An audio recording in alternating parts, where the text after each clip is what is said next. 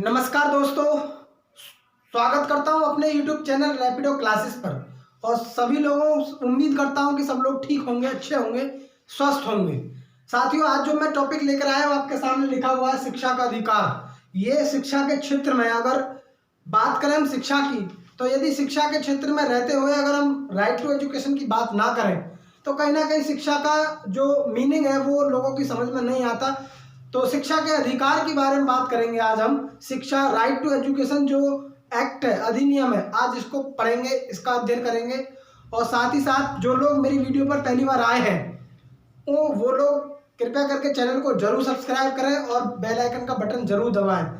तो दोस्तों, ये जो राइट टू एजुकेशन है, इस चैप्टर से, इस टॉपिक से एक क्वेश्चंस या दो क्वेश्चंस आपके प्राइमरी के सीटेट या जूनियर के सीटेट में हमेशा एक क्वेश्चन मिल जाता है, या आप यूपी टेट में आ जाइए, प्राइमरी या जूनियर वाले में कहीं ना कहीं एक क्वेश्चन जरूर मिलता है। तो क्वेश्चन कैसे आते हैं उन क्वेश्चनों को भी बताएंगे। पिछली बार क्वेश्चन आया था कि भाई प्राइमरी लेवल पर अध्यापक और स्टूडेंट्स, छात्र का रेशियो कितना होना चाहिए प्राइमरी लेवल पर।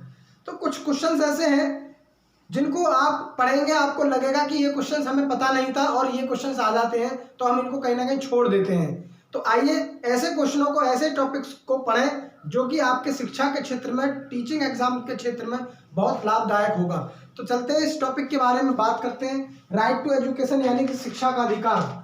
ये जो अधिकार है, शिक्षा का अधिकार, राइट टू एजुकेशन, ये सबसे पहले शिक्षा का अधिकार भारतीय संविधान के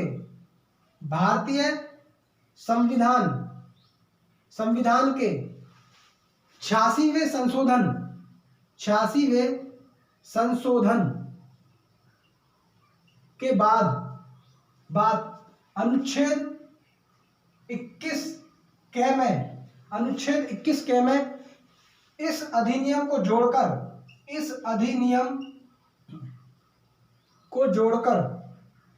जोड़कर मौलिक अधिकार बनाया गया। हम ये कह सकते हैं कि शिक्षा का जो अधिकार है ये हमारा मौलिक अधिकार है, ये हमको मिलना चाहिए। यानी कि अब ये एक्ट कब बनता है, आपको पता होगा जब आप पॉलिटी पढ़ते हैं तो कोई अधिनियम, कोई एक्ट, कोई कानून कब बनता है, जब वो संसद से पास होकर राष्ट्रपति के पास जाता है और राष्ट्रपति के पास उसकी मंजूरी मिल जाती है, उस तब जाकर वो कानून बनता है और वो कानून फिर पूरे देश में लागू होता है। तो ऐसा ही एक कानून जो लागू हुआ, वो लागू हुआ 1 अप्रैल 2010 को। लेकिन उसको पहले उसको बनाने के बाद में उसको पेश किया संसद में इस एक्ट को पेश किया 4 अगस्त 2009 को संसद में 4 अगस्त 2009 को पेश किया गया। ये आपको डेट याद रखनी है, 4 अगस्त 2009 को इस शिक्षा के अधिकार जो प्रस्ताव था, जो कानून बनाने का प्रस्ताव था, इसको संसद में पेश किया गया। और संसद में पेश करने के बाद जब वहां से पास हो गया तो उसके बाद ये 26 अगस्त 2009 को राष्ट्रपति के सामने पेश किया गया। राष्ट्रपति के समक्ष पेश किया गया। और जब राष्ट्रपति ने इसको 26 अगस्त 2009 को मंजूरी दे दी, उस टाइम पर 26 अगस्त 2009 को जब इसको पास किया गया तो उस टाइम पर जो हमारे राष्ट्रपति थी वो थी प्रतिभा देवी सिंह पाटिल। ये क्वेश्चन कई बार आया है, राइट टू एजुकेशन किस राष्ट्रपति के शासन में पास किया गया, तो ये क्वेश्चंस आपको याद रखना है। उस टाइम पर तत्कालीन जो राष्ट्रपति थी वो थी प्रतिभा देवी सिंह पाटिल। इन्होंने इस कानून पर अपनी मोहर लगाई और इस कानून पर मोहर लगाने के बाद इसको दे दिया कि इसे पूरे भारत के अंदर इसको लागू कर दीजिए। तो उसके बाद 1 अप्रैल 2010 को पूरे भारत में किसको छोड़कर? जम्मू एंड कश्मीर, जम्मू एंड कश्मीर को छोड़कर,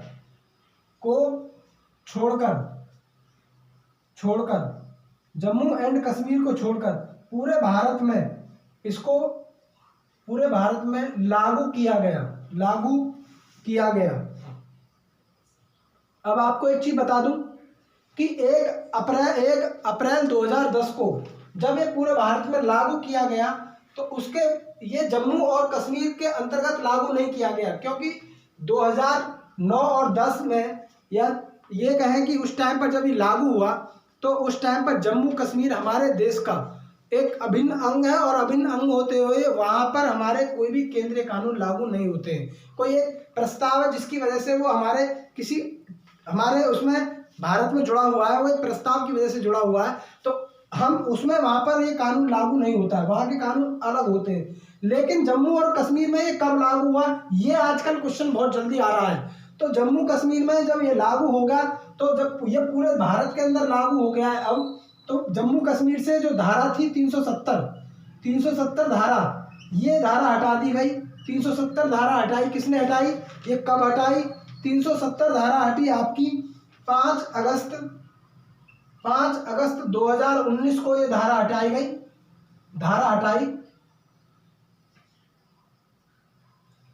हटाई और उस टाइम पर जो आपके, जब ये धारा हटाई गई तो उस टाइम पर प्रधानमंत्री आपके थे नरेंद्र मोदी। प्रधानमंत्री कौन थे? नरेंद्र मोदी जी, ये थे प्रधानमंत्री। पूरी ये इसको हटाया गया, और हटाने के बाद जब ये केंद्रीय कानून लागू होते हैं तो जम्मू कश्मीर में लागू नहीं होते थे, लेकिन जैसे ही धारा 370 हटी, लगभग 890 केंद्रीय कानून इस क्षेत्र में लागू किए गए। यानी कि पहले इस क्षेत्र में ये कानून लागू नहीं थे, जो केंद्रीय कानून थे वो अब इसमें लागू होने लगे। तो कहीं ना कहीं हमें ये भी पता है कि अब पूरे भारत में ऐसी कोई जगह नहीं है जहां पर शिक्षा का अधिकार, जो अधिनियम है, जो एक्ट है, वो कहीं इसमें लागू नहीं हो रहा हो। तो अब पूरे देश में लागू होता है। चलिए अब बात करते हैं इसका उद्देश्य क्या था। ये आपका अधिकार, शिक्षा का अधिकार पेश कब हुआ, क्या था, ये सब चीज मैंने बता दी। अब इसका उद्देश्य क्या था, क्योंकि किसी ना किसी कानून को बनाने के लिए कोई ना कोई उद्देश्य जरूर रहता है। तो हम ये जानेंगे कि इस कानून को बनाने का क्या मकसद रहा, क्या उद्देश्य रहा, क्या ऑब्जेक्टिव रहा, हम उसको जानेंगे। दोस्तों अगर वीडियो आपको अच्छी लगे तो आप इसको जरूर शेयर करें। तो इसका जो उद्देश्य था क्या था कि आरटीई 2009 अधिनियम के अंतर्गत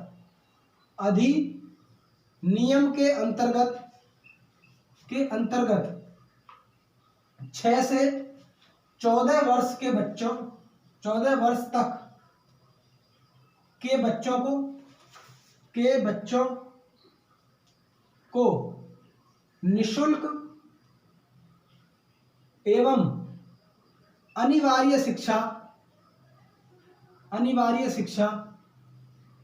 का प्रावधान क्या करा। इसका उद्देश्य यह था कि पूरे भारत के अंदर जो एजुकेशन का जो रेशियो था, एजुकेशन का जो ग्राफ था, वो गिरा हुआ था। तो कहीं ना कहीं उस एजुकेशन को, ग्राफ को बढ़ाने के लिए हमने ये देखा कि भाई बच्चों को कैसे पढ़ाया जाए, क्योंकि गरीबी की वजह से बच्चे पढ़ नहीं पाते, पैसे की वजह से बच्चे पढ़ नहीं पाते हैं। तो इस एक्ट के तहत ये एक्ट इसीलिए लागू किया गया क्योंकि इसके अंतर्गत 6 से 14 वर्ष तक के जो बच्चे हैं, जिनको बुनियादी शिक्षा है, जिनको जमीनी शिक्षा है, जिनको प्राइमरी जो स्टार्टिंग की शिक्षा है वो देनी है, तो वो निःशुल्क दी जाए, और अनिवार्य शिक्षा जो है वो आपको निःशुल्क दी जानी चाहिए। ये प्रावधान इसने किया। तो ये बहुत अच्छा प्रावधान था, सराहनीय काम था। ये भारत के अंदर पूरे देश में लागू हो रहा है। अब इसकी सिफारिश क्या थी?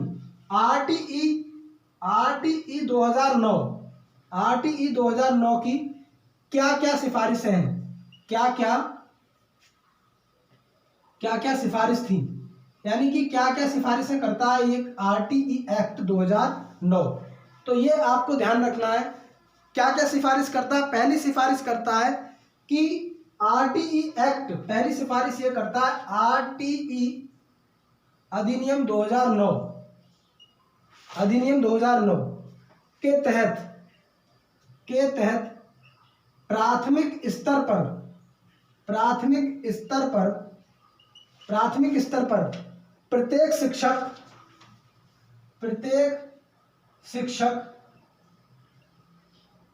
4 घंटे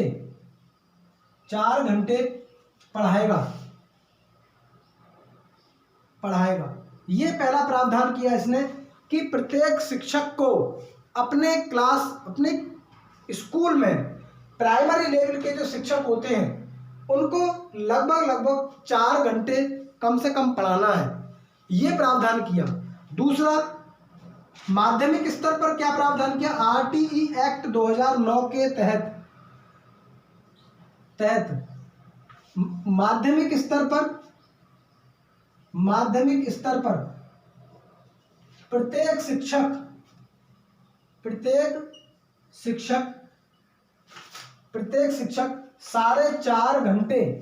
4.5 घंटे पढ़ाएगा। ये क्लियर दिख रहा है ना, 4.5 घंटे, वेरी गुड, क्लियर दिख रहा है, 4.5 घंटे पढ़ाएगा। तो ये 2 प्रावधान किए प्राथमिक लेवल पर और उच्च प्राथमिक लेवल पर, ये 2 प्रावधान आपके किए गए। इसको मैं मिटा देता हूं, अन्य सिफारिशें देखते हैं, इसकी अन्य सिफारिशें भी हैं, इसको मिटा देता हूं, आप इसको नोट करते चले भाई। ऐसी चीजें नहीं बता रहा हूं मैं जो फालतू की चीजें हों, मुझे फालतू की चीजें बताने का कोई शौक नहीं है। मैं वो चीजें बता रहा हूं जो आपके प्राइमरी लेवल पर या माध्यमिक लेवल पर जो क्वेश्चन आते हैं, यही क्वेश्चन आते हैं बताने को। तो इसमें बहुत सारी चीजें हैं जो आपकी पॉलिटी लेवल की क्वेश्चन हैं, लेकिन पॉलिटी लेवल का क्वेश्चन हमें नहीं बताना, हमें पॉलिटी लेवल का क्वेश्चन नहीं कराना, हमें सिर्फ शिक्षा से रिलेटेड जो पॉलिटी के क्वेश्चन है वो कराने हैं। तो वो शिक्षा से रिलेटेड कौन कौन से हैं वो सिफारिशें देखनी है। तीसरी सिफारिश की इसने, तीसरी सिफारिश ये की कि आरटीई 2009 के तहत प्राथमिक स्तर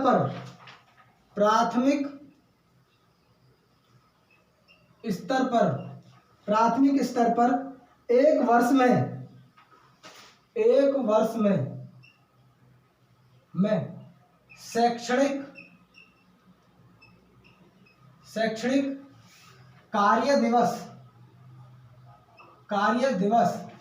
कितना होगा, वो होगा 800 घंटे या 200 दिन। ये क्वेश्चन है, कई बार आया है कि एक वर्ष में प्राथमिक लेवल पर शिक्षक को कितने घंटे पढ़ाना है, 800 घंटे, या ये कहें कितने दिन पढ़ाना है, 200 दिन पढ़ाना है। नंबर 4 पे बात करते हैं, आरटीई एक्ट 2009 के तहत माध्यमिक स्तर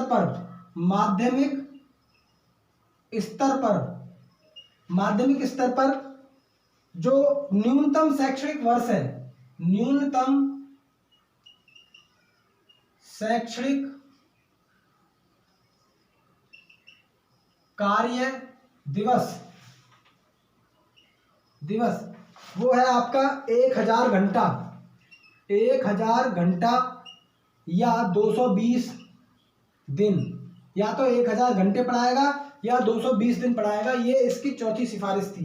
पांचवी सिफारिश क्या थी, पांचवी सिफारिश थी कि प्राथमिक स्तर पर, यह बहुत इंपॉर्टेंट है, कई बार एग्जाम में आया है, प्राथमिक स्तर पर शिक्षक एवं शिक्षार्थी का अनुपात कितना होना चाहिए, वो होना चाहिए 30:1। ये बहुत इंपॉर्टेंट है, इसको आप नोट कर लेना कि प्राथमिक स्तर पर एक छात्र के साथ कितने स्टूडेंट्स जुड़े होने चाहिए, एक छात्र के लिए कितने स्टूडेंट चाहिए।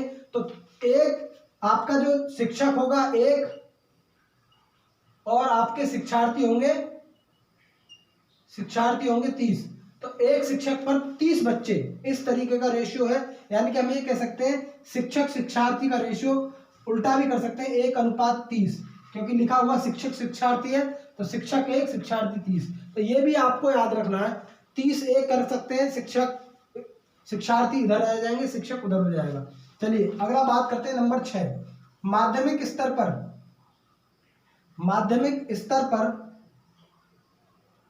शिक्षार्थी एवं शिक्षक का जो अनुपात होगा, शिक्षक का अनुपात 35:1 होगा। यानी कि माध्यमिक लेवल पर आपके बच्चे बढ़ जाएंगे, 35 बच्चों पर एक टीचर होगा, ये आरटीई एक्ट कहता है। नेक्स्ट बात करिए इसने, अगला 7वीं सिफारिश इसने की है कि प्राथमिक स्तर पर, ये बहुत इंपॉर्टेंट चीजें बता रहा हूं मैं आपके लिए भाई, इनको आप नोट करते चलें। प्राथमिक स्तर पर बच्चे का स्कूल उसके घर से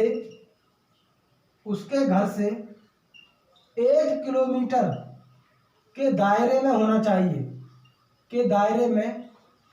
चाहिए, ये प्रावधान किया है आरटीई एक्ट ने कि प्राथमिक स्तर पर जो बच्चे होते हैं उनके स्कूल जो है उनके घर से लगभग 1 किलोमीटर की दूरी पर होने चाहिए। तो ये 7 सिफारिशें हैं। अगली सिफारिशें देखते हैं। नेक्स्ट सिफारिश होगी आरटीई की, कौन सी सिफारिश होंगी और जो क्वेश्चंस आपके आते हैं भाई इनको नोट करते चलें। अगली जो सिफारिश होगी वो होगी माध्यमिक स्तर की, नंबर 8, माध्यमिक स्तर पर बच्चे का स्कूल उसके घर से 3 किलोमीटर की दूरी पर होना चाहिए, यानी कि 3 किलोमीटर के अंदर रहना चाहिए। नेक्स्ट बात करते हैं, इस आरटीई एक्ट के तहत एक और सिफारिश की गई कि आरटीई एक्ट अधिनियम 2009 के तहत किसी भी इसमें कहा है विशेष आवश्यकता वाले बच्चों के लिए, विशेष आवश्यकता वाले बच्चों के लिए समावेशी शिक्षा की व्यवस्था कराना। यानी कि हम ये कह सकते हैं कि कहीं स्कूल में कोई भेदभाव ना हो। यदि विशेष आवश्यकता वाले बच्चे हैं, दिव्यांग बच्चे हैं, कमजोर बच्चे हैं, उनको भी उन बच्चों के साथ पढ़ने का अधिकार है जो बहुत तेज और प्रतिभाशाली बच्चे हैं। तो ऐसा इंक्लूसिव एजुकेशन की बात करी है इसने आरटीई एक्ट 2009 ने। ये जो आरटीई एक्ट है ये बात करता है कि सभी बच्चों को एक साथ मिलजुल कर पढ़ाया जाना चाहिए, इसलिए इंक्लूसिव एजुकेशन, समावेशी शिक्षा की बात कही है। नेक्स्ट बात करते हैं कि कक्षा 8 तक किसी भी बालक या बालिका को, 10वां जो सिफारिश है, कक्षा 8 तक किसी भी बालक या बालिका को फेल नहीं किया जाएगा।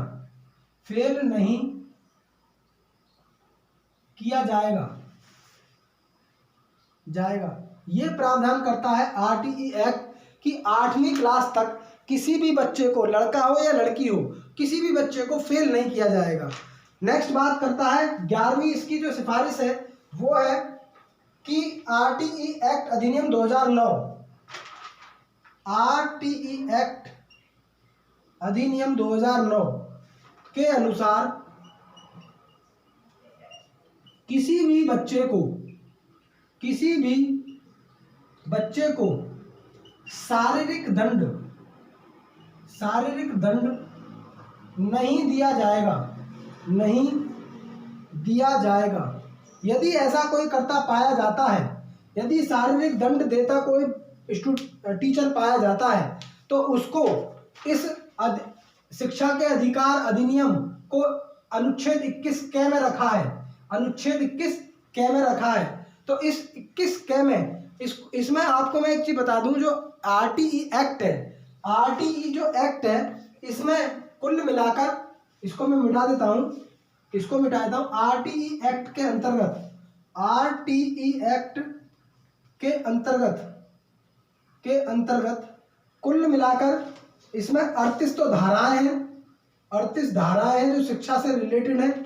आरटीई एक्ट में 38 धाराएं हैं, 7 इसमें अध्याय हैं, 7 अध्याय हैं और एक इसमें सूची है, एक इसमें अनुसूची है, एक इसमें क्या है, अनुसूची है। तो ये आपको ध्यान रखना है कि आरटीई एक्ट अधिनियम जो है 2009, इसके अंतर्गत 38 धाराएं, 7 अध्याय और एक अनुसूची है। उसी 38 धाराओं में से, उन्हीं 38 धाराओं में से एक धारा में ये कहा गया है कि आरटीई एक्ट 2009 के अनुसार किसी भी बच्चे को यदि शारीरिक दंड कोई टीचर देता पाया जाता है तो उसके विरुद्ध कानूनी कार्रवाई होगी। वो उसके लिए कानून, उसके उल्लंघन है कानून का। और ये इसकी आरटीई की धारा इसका 17 में उल्लेख है, धारा 17 में इसका उल्लेख किया गया है। जो 38 धाराएं हैं इसकी, इनमें से जो 17वीं धारा है, उस 17वीं धारा में, आरटीई एक्ट की 17वीं धारा में इसका उल्लेख है कि कोई भी बालक को दंड नहीं दिया जाएगा। यदि दंड देता पाया गया तो कानून अपराध है, उसके लिए सजा का प्रावधान किया गया है। अगला नेक्स्ट बात करते हैं 11वीं, इसकी जो सिफारिश होगी, नेक्स्ट सिफारिश क्या होगी, आप इनको लिखते चले भाई। बहुत ही इंपॉर्टेंट टॉपिक्स में आपको पढ़ा रहा हूं, जो चीजें आती हैं उन्हीं को बता रहा हूं, फालतू चीजें कुछ नहीं है। नेक्स्ट बात करते हैं कि आरटीई एक्ट 2009 के तहत कोई भी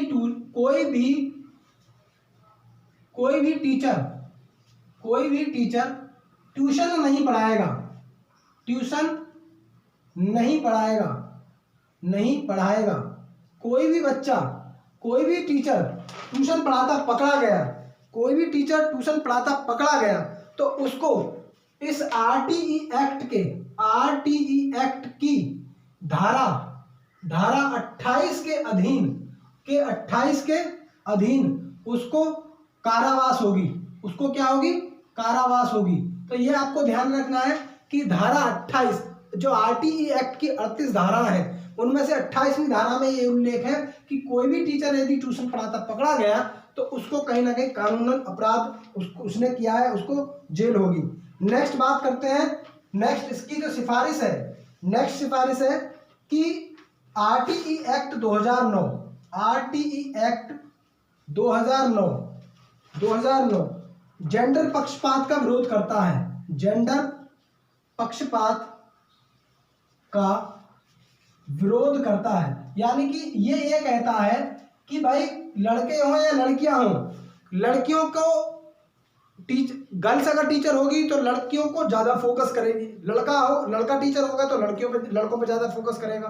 तो ऐसा कोई प्रावधान नहीं कहा कि लड़के और लड़कियों को अलग अलग पढ़ाया जाए, को एजुकेशन की बात की है इन्होंने। यहीं से सार निकल के आता है कि जेंडर पक्षपात की विरोध कर रहा है। तो कहने का मतलब कहीं ना कहीं ये दिख रहा है कि को एजुकेशन की बात की है। को एजुकेशन का मतलब है कि बॉयज और गर्ल्स दोनों साथ साथ पढ़ें, कहीं ना कहीं उनके बीच में अंडरस्टैंडिंग बनेगी और ये अंडरस्टैंडिंग आगे के लिए उनको कहीं ना कहीं एजुकेशन का काम करेगी। तो इसलिए जेंडर पक्षपात का इसने आरटीई एक्ट 2009 ने इसका विरोध किया है। नेक्स्ट बात करते हैं, नेक्स्ट इसका जो प्रावधान है वो ये कहा है कि वंचित वर्ग या अल्पसंख्यक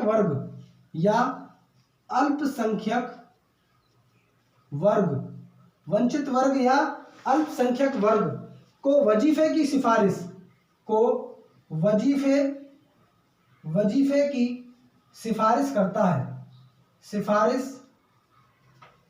करता है। ये आपको ध्यान रखना है कि जो वजीफा मिलता है बच्चे को जो वजीफा मिलता है, वंचित वर्ग और अल्पसंख्यक वर्ग के जो बच्चे हैं उनको कहीं ना कहीं गरीबी की वजह से, या जो वंचित रह गए या मुख्य धारा में आने से छूट गए, उनके बच्चों को कहीं ना कहीं वजीफे की व्यवस्था की बात करी है आरटीई एक्ट 2009 ने। तो ये आपको ध्यान रखना, आरटीई एक्ट जो है ये कब बना? 2009 में बना। कब लागू किया गया? 1 अप्रैल 2010 को लागू किया गया। तो ये आपको ध्यान रखना है। इससे रिलेटेड इन्हीं टॉपिक से क्वेश्चन आएगा। ये जो 15-16 टॉपिक्स मैंने लिखवाए हैं, इन पर आप पढ़ें, अध्ययन करें, इनको समझें। मैंने आपको ब्रीफली समझाया है। नेक्स्ट वीडियो लेकर आऊंगा, उसमें मिलते हैं। जय हिंद, जय भारत। और साथ ही साथ इस वीडियो को जरूर शेयर करें, लोगों तक पहुंचाएं। जो आपके भाई बहन, जो आपके मित्र फ्रेंड सर्कल में जो टीचर एग्जाम की तैयारी कर रहे हैं, उनको इस वीडियो को जरूर पहुंचाएं, शेयर करें। व्हाट्सएप पे, ट्विटर पे, इंस्टाग्राम पे, फेसबुक पे आपको जितना शेयर करोगे उतना आपको फायदा होगा, लोगों को वीडियो देखने का मौका मिलेगा। मिलते हैं अगली वीडियो में। जय हिंद, जय भारत।